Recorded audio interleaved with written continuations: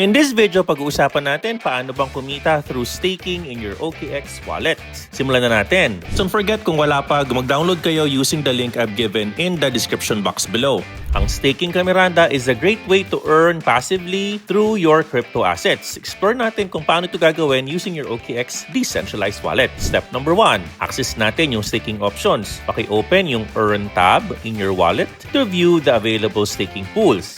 Step 2, select natin yung staking pool. You can choose the staking pool based on the token, APY, and lock-in period. Step 3, enter the amount you want to stake, review the rewards, and confirm. Step 4, monitor mo yung rewards and unstake when the lock-in period ends. You need to remember may mga impermanent losses. Ibig sabihin noon, kapag ang token price ay bumaba, and if you withdraw or you unlock or unstake the token before the lock-in period, you can suffer on losses in the price of your token. That's an impermanent loss because of the price difference on the time you stake it versus the time you will get it. Alright, ganun lang kamadali ka, Miranda, and happy staking. On our next video, we're gonna be exploring naman NFTs in your OKX wallet. Salamat ka, Miranda, and I love you 3000.